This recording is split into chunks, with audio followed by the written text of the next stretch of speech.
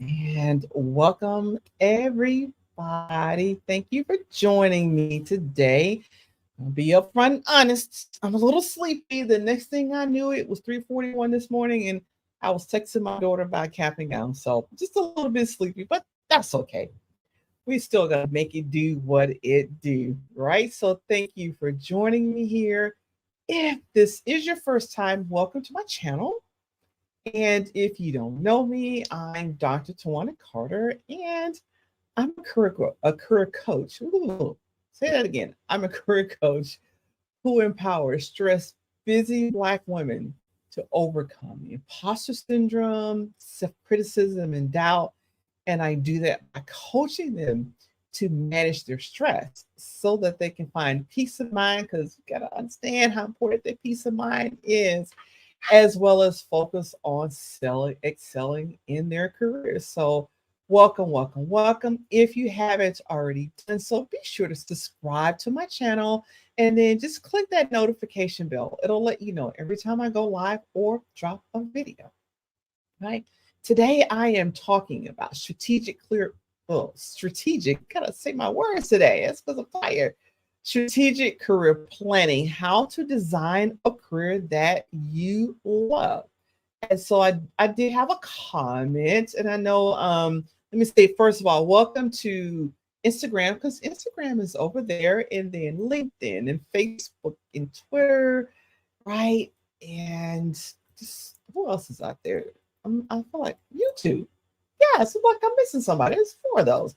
So YouTube is over here on this camera, Instagram over here, and the rest of you are over here. But everybody is welcome. I do welcome your comments. Feel free to drop your comments, your questions, all of that in the comments. Okay. And I can see that my comment didn't make it to the chat. That is okay, because I actually did a smart thing and copied it. All right. So it says, I just recently wrote a blog called A Guide to Strategic Career Planning, Master Your Career Destiny. Gonna put that out there. So yes, it is there. I'm also gonna put it in StreamYard so you guys can be sure to read that for more in-depth knowledge. But after I'm done here, I don't want you to read it beforehand. Let's look at the video first, right? So, without further ado, let's jump into strategic career planning, how to design a career that you love, right? And so, designing a career that you love is really important. Why? I know for me, I found out that when I would get hired onto a new job, I'd be all excited. And sometimes as early as 4 months in to about a year or two, I would be bored out of my skull. Like, yep, this wasn't it. Next. And so, really being able to design a career that you love kind of hedges you in from that being bored stiff. I did have a job. I think it was like I started working in September, and by December, I was so bored, I did not know what to do. And so when you design that career, you design it for you, right? And that's what we mean by being strategic, being strategic when you're doing that. And also the goal is to do something you love, right? Do something professionally that you actually like. Not something that you dread going into every day. And so as a Black woman in corporate America, I know firsthand the challenges that we face in achieving success, but I also know that it is very much possible to overcome those challenges to create a career that's really fulfilling, right? And so that's what I'm going to talk about today. Just some of my tips on how to develop that strategic career plan, because a lot of people just don't know where to start. Well, we're going to be talking about building the skills and as well as the confidence that you need to succeed, and how to create a supportive environment of a network of mentors and allies and sponsors, right? So number one starts with defining your unique vision of success. I learned this saying way back when I got out of the military back in 1994. I actually taught school. I taught science to 7th to 12th graders. And so I ran across this quote that said, if you don't know where you're going, how do you know when you get there? That's pretty much the way it is with our career. If you just start out, I'm just going to get a job, make some money, pay some bills, and I'll be fine. How do you know when you've gotten to where you want to be? What does that look like? If you're not defining your unique vision of success, you have no clue. So the first step is, in creating a strategic plan, is to define your vision of success. What does success look like for you? Sometimes that can be a loaded question, right? I know that I came from a background of poverty. My parents were very poor. My grandparents were poor. So when I started off, my vision of success wasn't very high. It just wasn't. It just was something like have a decent car that works, have a roof over your head, and have some food to eat. That was it. That was pretty much it. So when we talk about being strategic, it really is sitting down and envisioning what is life beyond those things. Because those are the basics. Decent car that runs, a roof over your head, and food, at least the food in the shelter or food, shelter over your head. That's basic. What fulfills you? What makes you hum with excitement? Right? What does it mean to have a successful career? Right? What are your personal goals? Because being a career coach, I don't just talk about career stuff. Yes, we do talk about a lot of career stuff, obviously. But it's also, I want to know what your personal goals are in addition to those professional goals. Like, what kind of impact do you want to make on the world? Now, some of us in our 20s and 30s, we're not really always concerned about that impact. But once you start to hit 35, 40, in our 50s, we do worry about the impact that we're going to make on the world. What is it that what do you want to do? Okay. And then once you have that clear understanding of your vision of success, then you can actually start to develop the plans to achieve it. Right? So that's number one. Number two, you do need to do that gap analysis so you can begin developing the skills and the confidence you need to succeed. Right? Because we talked about where you're going. If you don't know where you're going, then how do you know when you get there? Right? But what's the difference between the you now and the you in that future vision? What are the gaps? Right? It's important to identify those gaps, not so that you feel bad because, well, I don't know how to do this, I don't know how to do that. No, because then you develop a plan to build in those skills in your life. Because no one is expected to know it all. I know that a lot of us are taught that, get an education, put your head down, work hard, know everything. You can't know everything, especially not today. There's so much to know. But you can develop the resources, the skills, and the education to know the things that you need to know to fill in your gap. When I first came to the Washington, D.C. area, I knew what my gaps were. They were procurement, working with contracts, they were budget, financial, right, issues. I need to know how to work with a larger size budget. Obviously, I have a budget for my business, but I need to work with a larger business.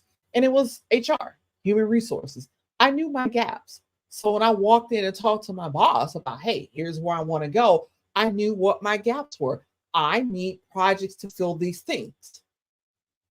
Okay? So yes, I do great and glorious things for you, and in return for that, I need you to help me fill in these gaps. It's a different way of coming at career. Know what your gaps are, fill the gaps, and you're prepared for the future. Right? So the next step again is to develop the skills and the confidence that you need to achieve your career goals. Because when we increase our skills, and it really doesn't matter what it is, obviously you want to kind of have it closely related to the job that you want, the career that you want. But anytime we gain new skills, we're just confident. It builds our confidence. So whether it's something that you want to do personally or something that you want to do professionally, gaining additional skills builds your confidence, right? And this may involve developing technical skills. I've mentioned HR, procurement skills, your leadership skills, your communication skills. Anytime that we build those skills, it helps to build our confidence along with it, right? And so you guys are mighty quiet today. I'm gonna peek over to my comments over here. Yeah, because you guys are really quiet. Any questions or comments out there? So let me log on to LinkedIn here because you guys are quiet. And I know LinkedIn sometimes I will have comments, but I don't see them live during the show. I mean, I always circle back to answer my comments, but it's just kind of weird sometimes that people will comment on LinkedIn and I don't see them until they're over, right? So let's see if I can do this without uh, having the double echo, all right? Because I do want to see what the comments are. All right. Whew, we made it. All right. No double echoes there. So if you do have some comments out there, let me know. How many of you do gap analysis? How many of you do gap analysis before you get the next job? Right? Or as you're planning on the next role, how many people do that? Gap analysis are really important. Like I said, I knew all of my gaps. I knew the things where I was deficit at. And some of those I was okay. Again, you do budgeting when you run a business, but I wanted to work with the million and billion-dollar budgets. And so that meant I had to go and increase my experience in those areas. And so that's what we do when we're talking about filling those gap analysis. Okay. And sometimes, when we talk about filling the skills, sometimes it's involving building your confidence in your ability so that you understand your worth. Because I work with a lot of Black women and I've worked with a lot of Hispanic women as well, and Asian women and Filipino women as well. We don't always ask for what we're worth because we don't always understand what we're worth, right? And again, when you build your skill sets up, you increase that confidence, you understand your worth. And I tell my clients, you should never let anyone else tell you what your value is. The only person who should ever tell you what your worth is the person you look at in the mirror. That is all. I'm the only person that can do that because people will devalue you and have you feeling like you're not worth much. And all they're doing is taking advantage of you because you're putting out all this stuff and they're just not paying for it. Okay. And there are just so many different ways to develop your skills and your confidence depending on what you need. You can take courses, you can read books, you can attend workshops, right? You can find mentors, get a sponsor, join organizations. There's just so many different things that you can actually do to fill in the gaps that you find. Okay. So that's number two. Number three is build a network of supportive mentors, allies, and or sponsors. And I know this is a touchy subject because a lot of Black women have a hard time finding a mentor, right? Just a difficult time finding a mentor. So really, why do we need a mentor? Why do we need a sponsor? Why do we need allies? Why do we need a network? And why do we need to build it? Because having a supportive network with folks in it that support us is essential for career success. Early on in my career, this is the thing that I struggled with. I'm an introvert. I have social anxiety. I'm not really interested in the whole group of people around me most times. That's just not my thing. But I didn't network. And if you don't know how to network, getting ahead is tough, right? It is tough. And so, I was talking to someone earlier today. I'm a career coach because of my own career journey. I had to teach myself how to do these things to find success. And so that's why I do what I do. And I get it. I understand. Mentors can provide you guidance and support and advice in your job, typically related to your career field. A mentor can be in your organization or outside, and you can't have more than one. I've had spaces where I've had two or three mentors at one time.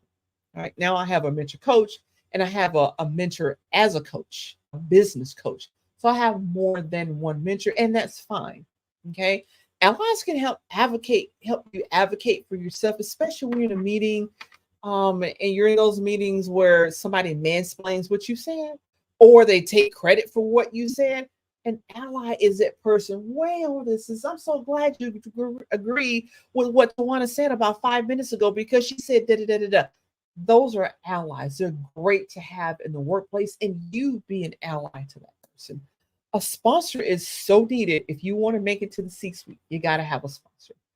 Now, mentors can become sponsors depending on that relationship. Some will and some won't. Okay. And so I have some information coming out later on this month and some of the offers that I have where I'll be sharing with you, and I'll be, have offers to show you how to find mentors. Like, what do you say? What do you do? I have email swipes and I have all kinds of things to really get you in that, to do the heavy lifting. So all you got to do is worry about the hunt for a mentor and allies, right? And so, reach out to the people you admire in your field. How do you start? You can start now. Start today. Reach out to the people that you admire in your field. You can start on LinkedIn. Who is it that's in your field, the influencers in your field? Start there. And then I said earlier, join professional organizations and networks. That's where you're going to find people that you admire who are pretty much either are on the same journey as you are, or they're still ahead of you, or they're at C-suite level, or they're beginning, but they've walked your journey. They've already been there once before. Okay. So that's number 3. Number 4, put it all together and create your strategic career plan, right? Ooh, that's a mouthful to say for me today. Strategic career plan. Let me say it one more time. Strategic career plan. Got it out right that time. Because now that you have this clear vision of success and you know where your gaps are, and you've taken the time to fill those gaps, you've developed the skills and a confidence that you need to succeed, and you spent time building that network. I tell my clients you should always be networking. Always, always, always. Whether or not you're looking for a job, always be networking. Okay. Because when you do that, that means that you're consistently building your network of supportive folks around you. And then you put it all together in that career strategic plan. Okay. Right. Saying that again. Strategic career plan. That is a tongue twister for sure. I'm gonna have to start saying this stuff out loud. So when I get on, on camera, I don't give myself all these tongue ties, right? Tongue twisters. Okay. Your career plan should really be a roadmap that outlines your goals or intentions. If you set intentions rather than goals, and I actually do set more intentions nowadays than I used to. And I'll link in the comments as well to my video about why you should set intentions. And so yes, it's the outline that gets you there, and then how you plan to achieve it. Those things are important. Of course, it should be smart, specific, measurable, achievable, relevant, realistic, relevant, and time bound, right? When you set intentions, though, you get a little break on that. Intentions are a bit gentler than just setting those hard and fast goals. Some people are like, I live and die by my goals. Some of us don't do as well, which is why I moved into setting intentions. Dr. Richard Nungard, I was one of my coaches, and he talked about it. And I thought, I'm not doing intentions, I'm doing my goals. But after I read, I now set intentions. Okay. And here's the thing about why setting intentions is so important, is because intentions are much more flexible, and they're flexible enough for you to adapt to the changes in your environment or your circumstances or your priorities.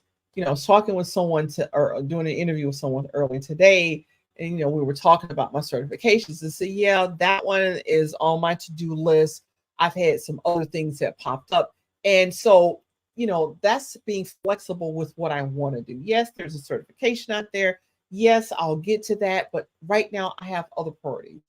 Intentions allow you to be much more flexible that way and adaptable, so you don't feel guilty about making a day. So whether you set goals or intentions, just, extend yourself grace to be flexible when you need to, right? So creating a strategic, I'm gonna say it again, strategic career plan. I got to do better. I got to do better with my dialogues. I got to do better. Is an essential step for anyone who wants to achieve career success. So by following tips that I've shared in this video, you can actually develop a plan that will help you achieve your goals or reach your intentions and create a career that you love. All right. So am I going to test myself again by saying that all together? Let's see. So if you haven't already, again, subscribe to my channel for more videos on career planning, personal development, and more. And don't forget to leave a comment and let me know what you think about this video. Okay. So if you have any questions or you'd like to learn more about how I can help you advance your career, you can visit my website. I also have the link in my description. I'll also link to it below in the comments. You can send me a direct message on LinkedIn, on Instagram, and Facebook. She's everywhere. She's everywhere. Maybe not everywhere, but I'm a lot of places. Okay. I'm actually here to support you on your career journey. So thank you for watching. I appreciate that, for hanging in there. And for all the folks that watch the replay, and a lot of you do, thank you so much for that. And so, again, I just want to say be sure to read my blog. Here we go, A Guide to Strategic Career Planning. Fashion Your Career Destiny. I'll link to it in the comments as well. And I'll see you back here the same time next week. Take care. Bye bye.